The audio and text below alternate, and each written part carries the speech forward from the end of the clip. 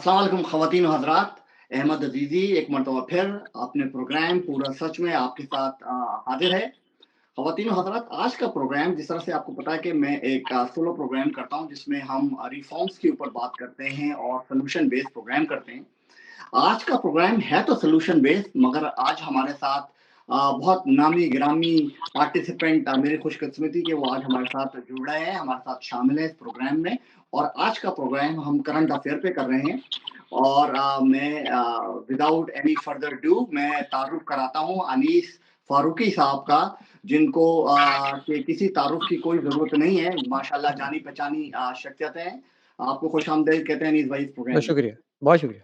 मेरे साथ प्रोग्राम में शामिल हैं इदरीस खान साहब, कम्युनिटी की बड़ी भरपूर आवाज़ हैं और अपनी एक राय रखते हैं, साहिब राय हैं माशाअल्लाह।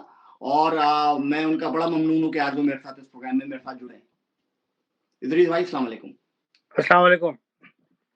इदरीस भाई प्रोग्राम शुरू करते हैं। पहला सवाल मैं चाहता हूँ कि अनीस भाई की तरफ लेके जाऊँ और बात को हम आगे बढ़ाएँ।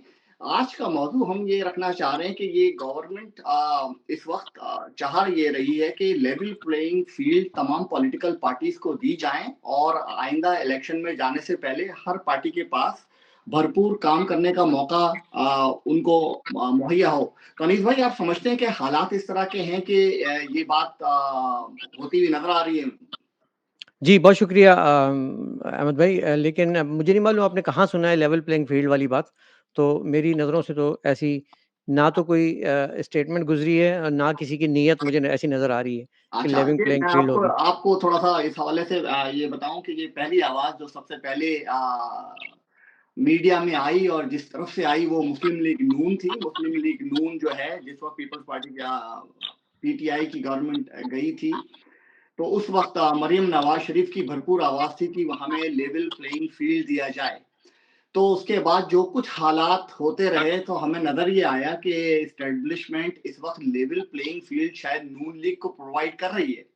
जब जी। ऐसा सिलसिला होता लोगों को नज़र आया तो पीपल्स पार्टी की तरफ से भी ये आवाज़ आ गई कि भई हमें भी लिविंग प्लेइंग फ़ील्ड दी जाए। हुँ। तो इस तरह से ये बात अच्छा, अब वो ठीक है, लेकिन जो लेवल प्लेइंग फ़ील्ड वाली बात वो अच्छी उस वक़्त लगती है जब सरकार की तरफ से आए और जो जो जो हमारे अरबाब इख्तियार हैं उनकी तरफ से आए।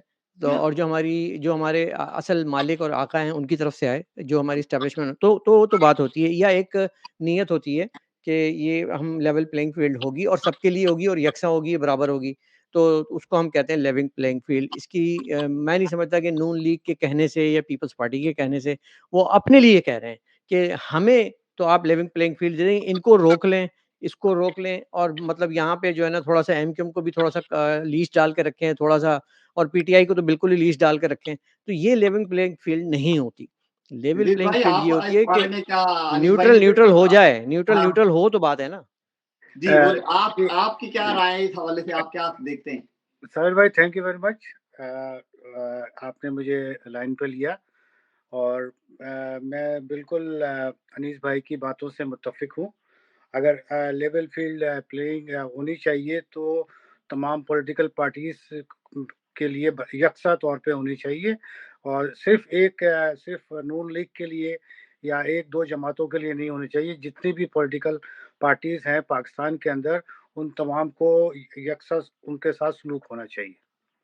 जी, ठीक है, ये बात हम सब चाहिए के ऊपर कर रहे हैं कि ये जी। होना चाहिए, क्या ऐसा होगा हो भी? नहीं रहा। हाँ, हाँ। ऐसा नहीं हो रहा। हमने देखा कि 2018 के इलेक्शन में नून लीग भी यही कहती थी, दूसरी पार्टियाँ यही कहती थी, मगर जो मंजूर नज़र पार्टी थी एस्टेब्लिशमेंट, उसको चुन के हम पे मुसल्लत उसने कर दिया।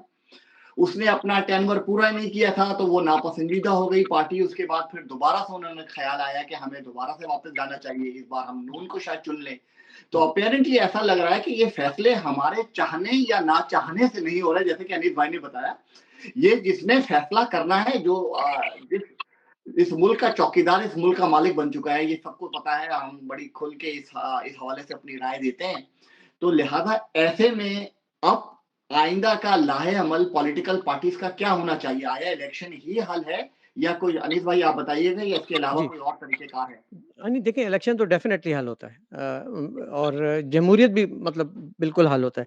लेकिन बहुत सारी चीज़ें, बहुत सारे बैकग्राउंड्स में या बहुत सारी कंट्रीज़ के लिए बाय द बुक हम उस बुक के उस स्क्रिप्ट के मुताबिक नहीं चल सकते, क्योंकि उसके अपने-अपने स्पेशल कंडीशंस होती हैं। तो पाकिस्तान की जो कंडीशन इस वक़्त है, मैं इकोनॉमिक अगर उसकी बात करूँ, एक ऐसी खाई में हम गिरे हुए हैं कि पहले हमें उससे बाहर निकलना है। वो क्योंकि अगर हम सर्वाइव नहीं करेंगे तो ना मुल्क, ना फ़ौज, ना सरकार, ना इलेक्शन। तो पहली प्रायोरिटी तरजीह जो है वो यही है कि किसी तरह से जो ये डूबती हुई डिक्लाइंड इकोनॉमी है, इसको हम थोड़ा-सा सहारा दें, और इसके लिए अगर हमें थोड़ा-सा सब्र भी करना पड़े इलेक्शंस के लिए, वो भी कर लें। लेकिन चूँकि हम एक आईनी जमहूरियत हैं, एक पार्लिमानी जमहूरियत हैं, और उसके अंदर इंटरिम गवर्नमेंट निगरान हुकूमत के आने के 90 डेज़ के अंदर-अंदर इलेक्शन बनता है, वरना वो इलेक्शन आइन की खिलाफ वर्ज़ी हो जाती है। तो यहाँ पे आके निगरान हुकूमत भी फँसती है, और हमारी मौजूदा ताकतवर जो मुक़तदरा हैं वो भी उनके लिए भी मुश्किलात खड़ी होती है। तो मुझे ये लग रहा है कि जनवरी, फरवरी तक इलेक्शन भी हो जाएँगे, जब तक इकोनॉमी को भी ये इंटरिम गवर्नमेंट कुछ न कुछ इस कदर पाँव पे खड़ा कर देगी कि आने वालों को कुछ वो सपोर्ट दे सकें, कुछ वो उसको लेकर चल सकें। तो ये मैं देख रहा हूँ, इलेक्शन मेरी प्रायोरिटी नहीं होगी। मैं अगर हाकिम वक़्त हूँ, तो मेरी प्रायोरिटी पहले ये होगी कि इकोनॉमी को कैसे सही किया जाए, और उसके अलाइन करते हुए फिर मैं इलेक्शंस की तरफ चलूँ। जी। ठीक है जी, अज़ीज़ भाई आपने अनीस भाई को सुना, उन्होंने जी। बताया कि उनकी प्रायोरिटी इस वक़्त इलेक्शन नहीं है बल्कि इकोनॉमी है, ताकि मुल्क किसी तरह से पैर पे खड़ा होने की तरफ बढ़े और उसके बाद फिर इलेक्शन करा लिए जाएँ। आप इनकी राय से मुत्तफ़िक हैं? आप समझते हैं कि ये 3 महीने में कोई जादू का चराग होगा कि इकोनॉमी एस्टेब्लिश कर लेगी, या ये मिलिट्री जो आज 75 साल में तो कुछ नहीं कर सकी, हर दफ़ा अपने मंजूर नज़र इकोनॉमिक्स को लेकर आते हैं और पॉलिटिकल पार्टीज को कहते हैं कि इकोनॉमिक्स हमारा होगा, फॉरेन पॉलिसी हमारी होगी, सब कुछ हमारी होगी, हुकूमत तुम करो, जलील तुम हो, जूते तुम खाओ, मगर करेंगे सब कुछ पीछे से बैठ के हम। तो इस दफा उनके पास ऐसा कौन सा चूरन है कि ये कौम को बेच देंगे ये 3 महीने में? आप बताइए जरा। मेरा ख्याल है कि 1.5 साल जो अभी गवर्नमेंट गई है शहबाज शरीफ साहब की, उससे पहले इमरान खान साहब पीटीआई वाले वो गवर्नमेंट कर रहे थे, और इकोनॉमिक सिचुएशन उस वक्त बहुत बेहतर थी एज एज कंपेयर टू 1.5 साल पहले। और उनको भी इसीलिए हटाया गया कि भाई इकोनॉमिक सूरत हाल सही नहीं है और काफ़ी इश्यूज हैं, उनको हटा के शहबाज शरीफ उनके ग्रुप को लाया गया। उस 1.5 साल में कीमतें कहाँ से कहाँ पहुँच गई। अब तो मुझे तो पॉसिबल नज़र नहीं आता कि कीमतें कहीं कम होंगी। मैं तो ये समझता हूँ कि जितनी जल्दी इलेक्शन हो, और इलेक्शन भी हो बिल्कुल ईमानदारी के साथ हो, जो जीते उसको आप हुकूमत दें, उसे हुकूमत करने दें 5 साल के लिए। 5 साल के अच्छा, लिए हुकूमत आप हुकूमत आपके ख्याल में अगर अभी इलेक्शन की जो डेट दी जा रही है और मार्च में अगर इलेक्शन हो जाते हैं, तो आपके मुताबिक इस वक्त थोड़ा-सा सिनेरियो पेंट कीजिएगा कि कौन-सी पॉलिटिकल पार्टी कहाँ पर अपनी मेजॉरिटी लेके जा सकती है प्रोविंस वाइज़? देखिए ना, जो पाकिस्तान के जितने भी इदारे हैं, उन्हें ये नहीं सोचना चाहिए कि वो किसके साथ रिलेटेड है। उन्हें पाकिस्तान के लिए काम करना चाहिए, और जो भी पॉलिटिकल पार्टी इलेक्शन जीतती है, हमारे यहाँ 4-5 बड़ी-बड़ी जमातें हैं जो पिछले 40 साल से सियासत कर रही हैं। पीपल्स पार्टी है, मुस्लिम लीग है, और जमीयत उलमा पाकिस्तान है, और पीटीआई है। और ये बड़ी-बड़ी जमातें हैं जो कि कर सकती हैं।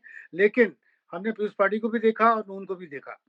इमरान खान को उन्होंने 3 साल, साढ़े 3 साल का टाइम दिया और उसके बाद निकाल दिया। तो जो हल्के हैं, उन्हें चाहिए जो भी इलेक्शन जीत के आए, ऑनेस्टली जो जीत के आए, उसको हुकूमत दें और उन्हें काम करने दें। और जब जब जब भी पब्लिक की हुकूमत बनती है, तो वो ज़्यादा बेहतर होती है एज़ कम्पेयर टू कि आप पाकिस्तान में मार्शल लॉ लगा दें या कुछ कर दें। एक किस तो आपको पॉलिटिकल पार्टी को आप समझते हैं कि नेक्स्ट टाइम नेक्स्ट इलेक्शन में वो हुकूमत बनाती हुई नज़र आ रही है आपके ख़्याल में? मेरे ख्याल में तो जो 3 साढ़े 3 साल इमरान खान साहब ने गुज़ारे हैं, उन्होंने काफ़ी चेंजेस लाए हैं, काफ़ी उन्होंने पब्लिक के लिए काम किया, कोविड के लिए उन्होंने काम किया, और उनको ज़बरदस्ती निकाला गया जो भी है, उसमें मैं नहीं जाऊँगा। लेकिन मैं ये समझता हूँ कि he is one of the honest politician इन पाकिस्तान, और जो आपकी ऑनेस्टी है वो बड़ी ही इम्पोर्टेंट होती है, और उनकी एक अपनी से है वर्ल्ड के अंदर। और पीटीआई डिजर्व करती है, पीटीआई पूरे चारों सूबों के अंदर है, और इमरान खान साहब को दोबारा आना चाहिए और उनको बिल्कुल आप ऐसे पीटीआई को भी ऐसे ही डील करें, is a one of the आपकी क्या पॉलिटिकल पार्टी है। ठीक है अनीस भाई, और ये जो इदरीस भाई ने कहा कि पीटीआई एक बड़ी स्ट्रॉन्ग पॉलिटिकल पार्टी है, उसकी बहुत ज्यादा जो है वो आवाम में पजीराई है। 9 मई जैसे वाकयात अगर हो जाएं किसी मुल्क के अंदर, उस मुल्क में दोबारा उसी पॉलिटिकल पार्टी को इलेक्ट करके लाया जाए, तो आया ओवरऑल जिस तरीके से स्टेट ऑपरेट कर रही है उसमें क्या सूरत हाल पैदा हो सकती है, आप बताइए। जी, देखिए 2 बातें हैं, मैं इसमें बता देता हूँ। पहली बात तो जो ये अभी इदरीस भाई ने कही कि PTI itself is a strong contender इस पूरे जो रेस होगी इलेक्शन की, इसमें कोई डाउट नहीं है कि उन्होंने अपना मुकाम तो बना लिया है। पाकिस्तान की नेशनल पॉलिटिक्स में it is recognised as one of the major party now. Congress Peoples Party के साथ-साथ, नून लीग के साथ-साथ अब पीटीआई भी एक स्टेक होल्डर है। नाउ आपको ये मालूम है कि इलेक्शन जो है वो ज़्यादातर नंबर गेम होता है। जी, नंबर गेम पूरा होता है दो जो सिंपल मेजॉरिटी के लिए या 2 तिहाई अक्सरियत के लिए, तो ही वो हुकूमत गवर्नमेंट सरकार कायम कर सकती है। तो मकबूल होना, अवाम में पॉपुलर होना, इमरान खान का नेक, मुत्तकी, परहेज़गार, सूफ़ी बुज़ुर्ग होना, वो एक अलग बात है। जो इलेक्शन होता है वो इलेक्शन वाले दिन होता है पाकिस्तान में। ग्राउंड रियलिटीज पे होता है वो। हाँ, इलेक्शन होता है, इलेक्शन वाले जी, दिन में होता है और उसमें नंबर ऑफ फैक्टर्स होते हैं और जी, हम हमेशा ये बात सुनते हैं कि बिरयानी की प्लेट, कीमे वाले नान, पीरी मुरीदी, जागीरदारी, वडेरा चौधरी सिस्टम, सरदारी सिस्टम, और भुट्टो बरादरी जिंदा सिस्टम, है। ये चीज़ें डिसाइड करती हैं क्योंकि जो हमारा लिटरेसी रेट है वो बहुत कम है, राइट? तो ये चीज़ें डिसाइड करती हैं पाकिस्तान में इलेक्शन और उसके साथ-साथ जो पीछे से धक्का लगाने वाले होते हैं, वो भी डिपेंड करता है कि ये अब वो धक्का कौन से रिक्शे, गाड़ी, टैक्सी, वैन को लगा रहे हैं, राइट? तो इस वक़्त बज़ाहिर आपके सवाल का जवाब ये है कि 9 मई के वाक़यात के बाद कोई गुंजाइश नहीं है धक्का लगाने वालों के पास कि वो उस टायर में हवा भरें और उसको जो है ना आगे करेंगे इन्फ्लेट करके, जो कि कोई चांस नहीं है। वो अपने ऑर्गेनिक अपनी ताकत और अपनी पॉपुलैरिटी के बलबूते पे जितनी भी सीटें लेगी वो इनफ नहीं होंगी even to be able to declared as an official opposition party of Pakistani parliament, PTI के जो मौजूदा हालात चल रहे हैं। राइट, जीतेगी, इमरान खान भी जहाँ से खड़ा कर दोगे जीत जाएँगे, पार्टी के अच्छे खासे लोग भी जीत जाएँगे, लेकिन वो नंबर गेम का जो जो चक्रव्यूह है ना, जी, उसमें वो पूरे नहीं उतरेंगे, ना उनको उतरने दिया जाएगा। अब ये बिल्कुल ही अगर जिसे कहते हैं ना ट्रांसपेरेंट बिल्कुल साफ, शफ़ाफ, न्यूट्रल इंतखाबात करा दिए जाएँ तो शायद कहानी कुछ और हो। लेकिन हमें ये भी देखना होगा कि कराची जैसे शहर की 11 सीटें भी इमरान खान ने रातों-रात ले ली थीं या उनको दे दी गई थीं। क्या दे दी अब गई। वो मिलेंगी? क्या अब मौजूदा एमक्यूएम पाकिस्तान मुस्तफ़ा कमाल की क़यादत में या फ़ारूक सत्तार और खालिद मकबूल की क़यादत में वो उनको ये टफ़ टाइम नहीं देंगे?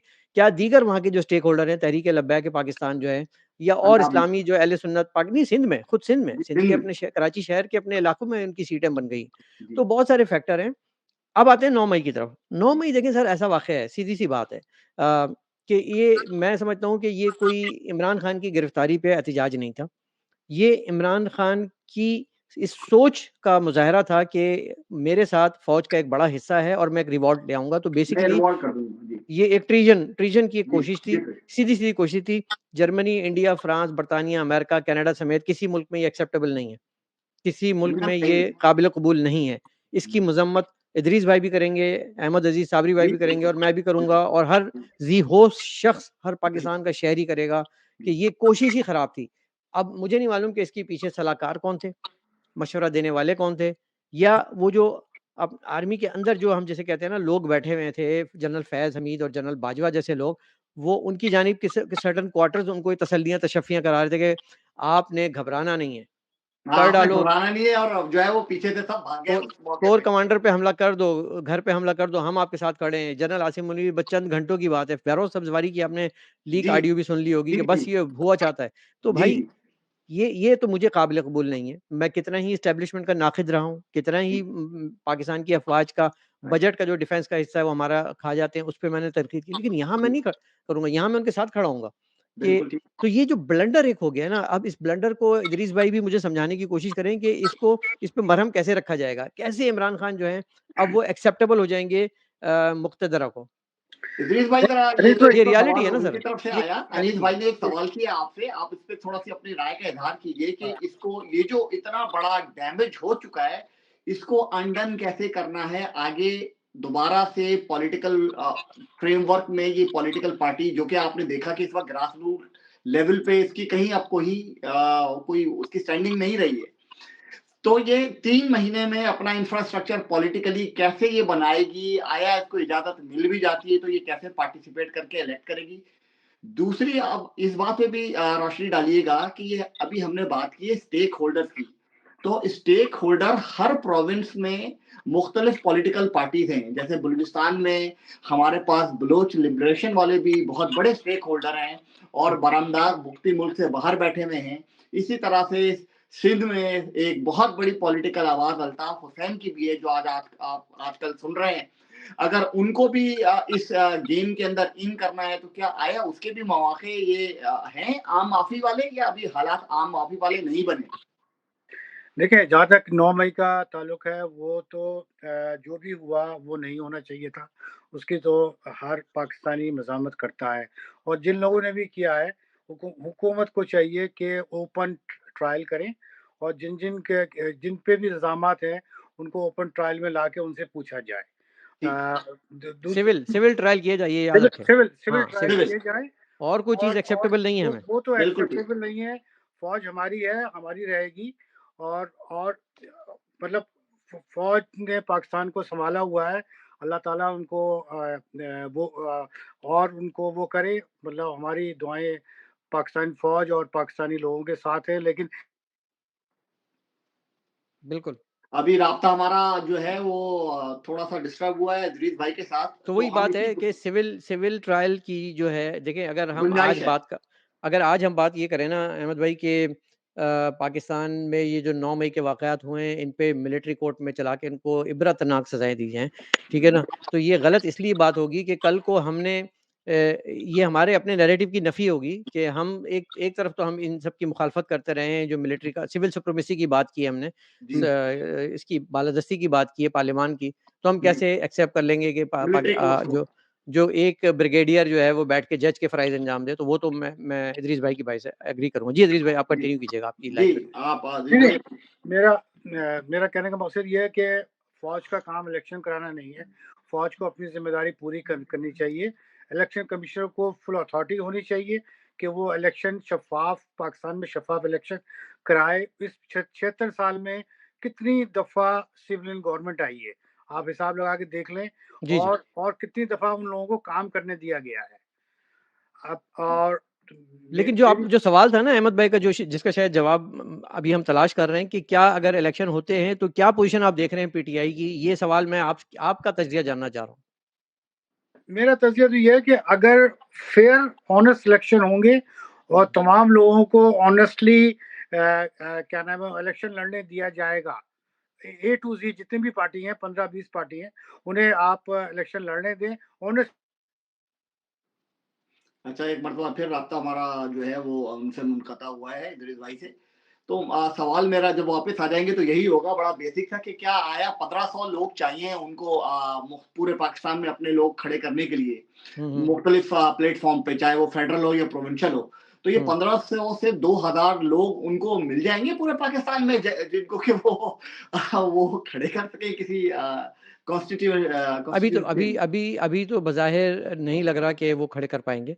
और अगर वो खड़े कर भी पाएँ तो फिर शायद वो इस हद तक इलेक्टेबल्स ना हों, क्योंकि देखिए ना, इलेक्टेबल बात तो लास्ट टाइम इलेक्शन किस तरह जीते गए थे, इलेक्टेबल्स फराहम किए गए थे ना, फराहम किए गए। जहाज़ पैराशूट किए गए थे, जहाज़ में भर के दिए गए थे। पीटीआई के जो ओरिजिनल डाई हार्ड तहरीकी नज़रियाती साथी थे, उनको इग्नोर करके भर्ती किया गया था, ताकि एक नंबर पूरे किए जाएँ। मैं बार-बार इस बात को दोहरा रहा हूँ कि पाकिस्तान में इलेक्शन नंबर्ड गेम होता है।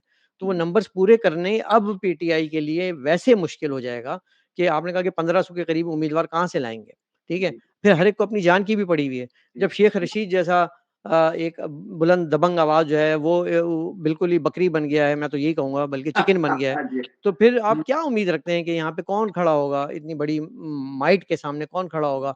और नैरेटिव तो वाक़ई हर कोई शख्स यही कह रहा है ना कि मतलब ये 9 मई गलत है। तो अब जी। 9 मई की मज़म्मत की आड़ में इमरान खान भी जो है ना फ़ारिग होते जा रहे हैं अपने लीडरों की जानिब से, अपनी पार्टी के वर्कर्स की जानिब से, और कोई सामने भी नहीं आ रहा, बहुत से लोग बदस्तूर जो हैं वो अंडरग्राउंड हैं, तो अगर जल्दी इलेक्शन हो भी जाएँगे तो आपके पास आपकी क़यादत जेल में है, अब कौन चलाएगा? जी, मैं अलीमा भी ऐसे खान ही समझता चलाएँगी। हूँ, जो अज़ीज़ भाई ने कहा, अज़ीज़ भाई जिस तरह से इनकी राय आई, मैं भी इनकी राय से बहुत हद तक मुत्तफ़िक, क्योंकि इस वक़्त ग्राउंड रियलिटी ऐसी है नहीं कि पीपल्स पार्टी को पीटीआई को अगर भरपूर तरीके से प्ले करने का मौका दे भी दिया जाए, तो वो परफ़ॉर्म कर सकेगी एक ग्राउंड बात के ऊपर भी। एक जी, बात मैं और करता हूँ, जी, चूँकि मेरा ताल्लुक सहाफ़त से और कुछ हम अंदर की खबर भी रखते हैं, तो जी, मैं पहली मर्तबा आज आपके शो के तवज्जुह से एक ब्रेकिंग न्यूज़ भी दे रहा हूँ। ज़बरदस्त, बहुत अच्छी बात है। और ब्रेकिंग न्यूज़ ये है कि जो नून लीग का आपने देखा कि किस लश-पश ताम-झाम के साथ जी, नवाज़ शरीफ जी, साहब आए जी हाँ, और वो ये तसव्वुर में लेकर आए हैं कि अब जो है ना तख्त ताज उनका हुआ। जी, अब मैं आपको आज की एक ब्रेकिंग न्यूज़ देता हूँ कि मुक़्तदर हलकों ने ये कह दिया है कि 9 मई अपनी जगह अलग, लेकिन level playing field Imran Khan को भी दी जाएगी, पीटीआई को भी दी जाएगी और ये डील हो चुकी है। ये मैं आपको आज ब्रेकिंग न्यूज़ दे रहा हूँ आपके शो के थ्रू कि आप देखेंगे कि और ये परेशानी की लहर नून लीग में दौड़ गई है कि अब हमारा साडा क्यों होएगा? तो वो जी, इसलिए कि उनको तो ये लग रहा था कि हमें तो पकड़ा दी जाएगी, प्लेट खुला में खुला तश्तरी में मैदान रखे, मिलेगा, खुला खुला मैदान प्लेट मिलेगा। रहेगी। लेकिन आज की मेरी खबर है कि इमरान खान के साथ मामलात यूँ तय पाया दिए गए हैं कि हम आपको इलेक्शन का मौक़ा देते हैं, आप साबित करो कि यू आर स्टिल पॉपुलर। तो अब ये उन एग्जैक्टली पे उनका एग्जैक्टली अनीस भाई, मैं भी यही कह रहा था। जी। चाहे इमरान खान हो, चाहे नवाज शरीफ साहब हो, चाहे जरदारी साहब हो, कोई कोई भी हो, हुँ, जो लोग इलेक्शन में इन्वॉल्व, जो इलेक्शन करवा रहे हैं, उनके लिए उनको उन्हें ये चाहिए कि तमाम पार्टीज को यकसा मौके दिए जाएं और वो लोग इलेक्शन लड़ें, और जो हुँ, जीत के आते हैं, वो चाहे 51% पे आते हैं या 67% पे आते हैं, हुँ, उनको हुकूमत करने दी जाए। हुँ, हुँ। देखिए, तो बात तो अगर ठीक है, ये अगर हम भी आपने जो बा बात कही है, ये खुशाइन बात है कि गवर्नमेंट ऑफ पाकिस्तान या जो लोग हैं वो ये सोच रहे हैं कि तमाम लोगों को यकसा तौर पर उनको मौके दिए जाएँगे। मौके दिए जाएं, ये बहुत अच्छी बात है। और पाकिस्तान में कम से कम अब 76 साल के बाद तो हमें अपनी पसंद और नापसंद को छोड़ देना चाहिए, बिल्कुल। अवाम की राय को फॉलो करना चाहिए। अच्छा, जी और ये जो हम बातें कर रहे हैं, जो 2-3 पॉलिटिकल पार्टीज़ को ही डिस्कस कर रहे हैं। हुँ, आप तमाम हज़रात माशाल्लाह बहुत मुझसे ज़्यादा पाकिस्तानी पॉलिटिकल पार्टीज़ के हवाले से मालूमात रखते हैं। इस वक़्त पाकिस्तान में रजिस्टर्ड पार्टियों की तादाद 150 से ज़्यादा है। तो 150 पॉलिटिकल पार्टीज़ में हम सिर्फ़ 3 या 4 की बात कर रहे हैं। हम क्या लेवल प्लेइंग फ़ील्ड की जो इतनी अच्छी खबर अभी ब्रेकिंग न्यूज़ के तौर पे आई है, क्या ये ब्रेकिंग न्यूज़ इम्प्लीमेंट होगी पीटीएम के लिए भी? क्या मंजूर पश्तीन को मेन प्लेटफ़ॉर्म पे लाया जा रहा है? क्या उसकी आवाज़ फ्रंट एंड में नहीं है केपी के अंदर? क्या बरमदाग बुख्ती की आवाज़ बलूचिस्तान में नहीं है? क्या अल्ताफ हुसैन की आवाज़ सिंध में नहीं है? या पाकिस्तान में जिस तरीके से उनको फैलते देख के रोका गया, पंजाब में नहीं जा सकती? या और जो नई पॉलिटिकल पार्टीज़ आ रही हैं, कॉम्प्रेस पार्टीज़ हैं, इस्लामी पार्टीज़ हैं, जो बहुत सारी जो कि पंजाब में बहुत तेज़ी से फैल गई हैं, उनका बहुत बड़ा वोट है। जैसे कि अभी निशानदेही की अनीस भाई ने कि कराची तक में उनका अपना वोट बन चुका है। इंटीरियर सिंध में उनका अपना वोट है। तो हम उन लोगों को कैसे सबको दूर रख सकते हैं? ये तमाम लोग जब प्लेटफ़ॉर्म पे आएँगे, तो फिर बाकी मेन स्ट्रीम पार्टी के लिए कितने साइज़ की जगह बचेगी? ये बताइएगा। साबिर भाई, मेरा अनिल भाई। तो ख्याल ये है कि जितनी भी पाकिस्तान में पॉलिटिकल पार्टीज हैं, चारों पांचों सूबे में आज़ाद कश्मीर को लेकर जितनी भी पार्टीज हैं ना, उन तमाम लोगों को एक ही नज़र से देखना चाहिए। उनको तमाम पार्टीज को मौके देने चाहिए, बिल्कुल ऑनेस्टली, और ताकि वो अपने कैंडिडेट खड़ी करें और अपने आप को वो प्रूव करें। ये नहीं कि जो 3-4 पार्टी जिनके लिए हम बात कर रहे हैं, सिर्फ़ इनको मौके मिले और जो छोटी पार्टीज़ हैं, उनको मौके ना मिले। मतलब ये सरासर ज़्यादती होगी, पाकिस्तान के बिल्कुल, साथ भी और अवाम के साथ भी। बिल्कुल, जी, बिल्कुल। अनिल भाई आप क्या कहते हैं? मैं इसमें ये कहूँगा कि आपकी बात से एग्री करते हुए थोड़ा डिसएग्री यूँ करूँगा कि इनको ज़रूर मौक़े मिलने चाहिए। पीटीएम की आपने बात की तो पीटीएम ने सीटें भी ली हैं, ठीक है? मोहसिन दावड़ पीटीएम के ही हैं और अली वज़ीर पीटीएम के ही हैं। तो उन्होंने इलेक्शन में हिस्सा लिया, लोगों ने उनको चुना और वो असेंबली तक आए। हर वो जमात और हर वो लीडर जो पाकिस्तान के दस्तूर के अंदर रहते हुए, हुँ, पाकिस्तान की नज़रियाती और जुग्राफियाई सरहदों की लाज रखते हुए पाकिस्तान में सियासत करना चाहता है, उसको हक है कि वो वहाँ पे इलेक्शन लड़े। बिल्कुल लेकिन सही, अगर आपने अगर बिल्कुल सही कहा आपने, बिल्कुल भुट्टी सही की कहा। बात की, आपने अल्ताफ हुसैन की बात की, तो मैं कहता हूँ हर एक को उसका हक मिलना चाहिए एज़ लॉन्ग एज़ आप नरेंद्र मोदी के कंधे पे रह के बलूचिस्तान की जंग ना लड़ रहे हों और नरेंद्र मोदी के कंधे पे बैठकर आप कराची आज़ाद करने की बात ना कर रहे हों या उनसे शहरियत ना माँग रहे हों। तो मैं समझता हूँ कि बलोचों की अपनी शहरी नुमाइंदगी दूसरी जमातों की सूरत में भी मौजूद है और एमक्यूएम पाकिस्तान जो इस वक़्त मौजूदा पाकिस्तान में है, जिसमें मुस्तफ़ा कमाल, फ़ारूक सत्तार, खालिद मकबूल, अनीस क़ायम ख़ानी और दीगर दोस्त हैं, वो लोग अपना साबित कर रहे हैं, ग्राउंड पे काम कर रहे हैं, उनके जलसे हो रहे हैं, छोटे हो रहे हैं, बड़े हो रहे हैं, लेकिन वो कम से कम लोगों में जा रहे हैं। कहा जाता था वो जा नहीं सकते, वो जा भी रहे हैं। इलेक्शन में वो अपनी सीटें भी लेंगे। मेरे जो तज़्ज़िया और जो अंदरूनी रिपोर्ट जो ग्राउंड से मुझे मिल रही हैं, वो ये हैं कि इस बार एमक्यूएम पाकिस्तान 16 सीटें कराची से कम लेगी, 18 नहीं तो कम से कम 16 ज़रूर लेगी। तो आई एग्री विद यू कि छोटी जमातों को बिल्कुल मिलना चाहिए, एज़ लॉन्ग एज़ वो पाकिस्तान की सालमियत पे कोई बात नहीं करें, पाकिस्तान की नेशनल इंटीग्रिटी पे, सॉवरेनिटी पे कोई बात ना करें और पाकिस्तान के नेशनल स्टेट एंटी स्टेट कोई बात ना करें। तो वहाँ जी। तक तो मैं एग्री करता हूँ। तो आई अनिल भाई फुली की जैसे आपने राय दी। आई फुली एग्री जो जी। आपने कहा कि जो भी जमातें पाकिस्तान के कानून के तहत उस दायरे में हैं, उनको पूरा पूरा मौका मिलना चाहिए कि वो इलेक्शन लड़ें और अपनी रिप्रेजेंटेशन शो करें असेंबली में आकर। अच्छा, मैं इसमें थोड़ा-सा एक हल्का-सा डिसेंटिंग नोट डालने के बाद बात को आगे बढ़ाता हूँ। देखिए, जिस तरह से आपने एक वायरल वीडियो आजकल देख रहे होंगे जिसमें कि एक अफ़गानी जो है वो मैच जीतने के बाद कह रहा है कि हम इसका जश्न मनाते रहेंगे आइंदा वर्ल्ड कप तक और हम यहूदी के साथ भी मिल जाएँगे और उसको प्रेफ़रेंस देंगे मगर पाकिस्तान को नहीं देंगे। इससे आपको ये लगा कि क्या पूरे अफ़गानिस्तान की रिप्रेज़ेंटेशन कर रहा था वो शख़्स? नहीं कर रहा था ना, वो अपने गम-ओ-गुस्से की या उस इंडिविजुअल ने जिस कर्ब से गुज़रा होगा, जो मसाइल उसने भुगते होंगे या जो भी उसके साथ रवा रखा गया होगा सलूक एज़ अ अफ़गानी, उसकी वो रिप्रेज़ेंटेशन कर रहा था, वो एक महदूद राय थी। इसी तरह हम जिस तरह से हम टैग कर देते हैं उन तमाम नज़रियाती पार्टियों को कि जो कि किसी भी गम-ओ-गुस्से का इज़हार किसी भी मौके पे करते हैं, वो उनके गम-ओ-गुस्से का इज़हार है। हमें उनके गम-ओ-गुस्से के इज़हार के बाद उनको इतनी सज़ा दे देने के बाद उनको मेन स्ट्रीम में वापस जो है वो शामिल करना चाहिए। जब हम तालिबान के साथ हर वक़्त दरवाज़ा खुला रखते हैं, जब हम उनके लीडरों को रात को पकड़ के दिन में छोड़ देते हैं, उनके कैदी छोड़ देते हैं, हर वक़्त तैयार रहते हैं, वो हमारे सर के साथ फुटबॉल खेल सकते हैं, तो क्या हमारे मुल्क में जो हमारे मुहिब्बे वतन पाकिस्तानी किसी भी वजह से नाराज़ हैं और वो बहुत बड़े कन्फर्म स्टेक होल्डर्स हैं, क्या उनको मौका नहीं मिलना चाहिए? इस बात पे अनिल भाई अपनी राय दीजिए।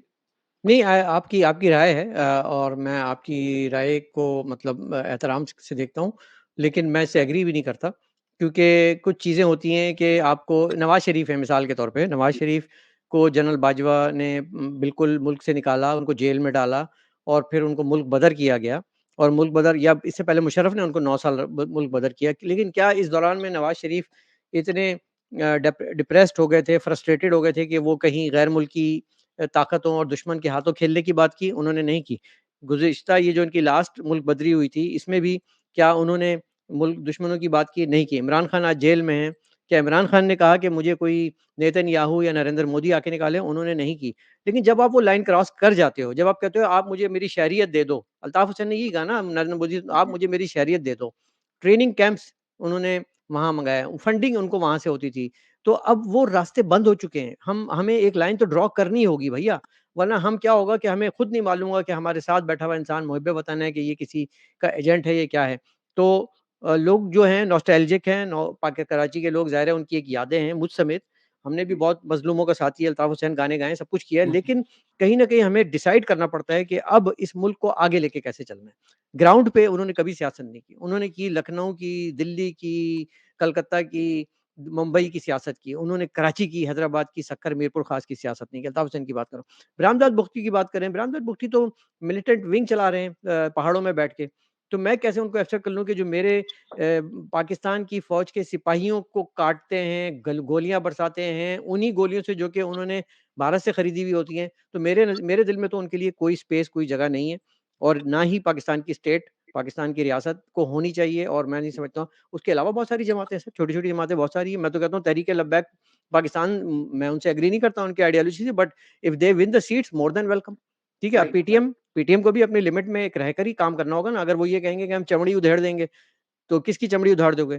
या वो ये कहेंगे ये जो दहशतगर्दी है इसके पीछे वर्दी है, तो भई ये वर्दी तो हमारे पास वही एक पाक वर्दी है जिसने हमारी सरहदों की हिफाज़त की हुई है, और जिन्होंने अपनी 72,000 जानें दी थी इस वॉर एंड टेरर में, वो क्यों दी थी उन्होंने, किसके लिए दी थी? तो हमें अपनी लाइन्स को अब क्लियर कट ड्रॉ करना होगा।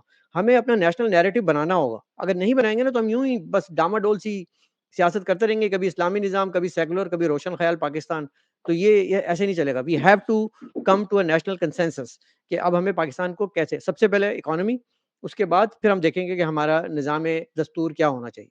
जी, इदरीस भाई, जिस तरह से जी, अनीस भाई हम इसको रैप अप नहीं करेंगे इस मैं प्रोग्राम अनीस भाई को, की एक बातों से छुट मुत्तफ़िक हूँ। अनीस भाई ने जो मुत्तफ़िक भी हैं कहा आप, वो सिर्फ़ एक इस पे नुक्ता दीजिएगा कि अनीस भाई ने जिस तरह से बताया कि हमें लाइन ड्रॉ करनी पड़ेगी, हमें तमाम ये सब लोग जिन्होंने वो लाइन क्रॉस की, जिसको हम हुँ, स्टेट की रेड लाइन कहते हैं, हुँ, हुँ। ये तमाम चीज़ें क्या अवाम फैसला करके बाशऊर मुल्कों के अंदर उनको शन कर देती है, यानी उनको उस सिस्टम से निकाल देती है इस तरह की आवाज़ों को, और उसके बाद दोबारा इलेक्ट नहीं करती या कुछ करती, या इसका इन तमाम चीज़ों का फैसला उस मुल्क का चौकीदार करता है? ज़रा-सा ये प्लीज़ इसके ऊपर रोशनी डाल नहीं, दीजिए। नहीं, जो मुल्क के जो क्या नाम वोटर्स हैं, उ वो उन करते हैं उन ना उन फैसला उन इसका? उन उनको फ़ैसला करना चाहिए। उन्हें पता है तो उस कौन उनको उनके कौन साथ कौन है। देगा ये हक कि वो फैसला करें कि आया और जहाँ तक बात है गद्दारी की, तो गद्दारी तो सिर्फ़ वो करता है जिसके पास मुल्क का राज़ हो, और मुल्क के राज़ जो गद्दारी करते हैं, उनके बिल्ले लगे हुए होते हैं, वो हर दूसरे दिन पकड़े जाते हैं। ये आम सिविलियन, इनके पास गद्दारी करने के क्या मौके हैं, ये क्या गद्दारी कर सकते हैं? इनके पास कौन-सा मुल्क का राज़ है? ज़रा ये बताइएगा प्लीज़।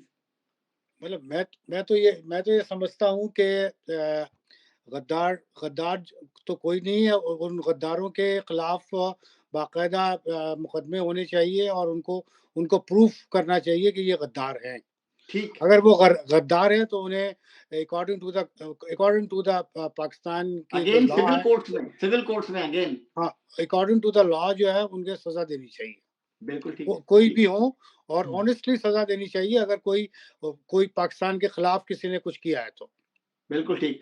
बहुत-बहुत शुक्रिया, आज बड़ी खुल के हमने बात करी आइंदा आने वाले इलेक्शन में लेवल प्लेइंग फील्ड, उसके बारे में आप लोगों ने खुल के अपना इज़हार किया, तमाम पॉलिटिकल पार्टीज़ के लिए कौन से मौके हैं, क्या सूरत-ए-हाल नज़र आ रही है, आइंदा हुकूमत कैसे बनने जा रही है, इसके हवाले से आप लोगों ने जो है अपनी राय का इज़हार किया। आप लोगों का बहुत-बहुत शुक्रिया। अनीस फ़ारूकी भाई आपका, इदरीस खान साहब आपका बहुत-बहुत शुक्रिया, आप हमारे साथ जुड़े। इंशाअल्लाह ताला इस सिलसिले की नेक्स्ट प्रोग्राम को हम जब रिकॉर्ड करेंगे और करंट पॉलिटिक्स के ऊपर गुफ्तगू करेंगे, तो आप लोगों को इंशाअल्लाह ताला फिर जो है ज़हमत देंगे।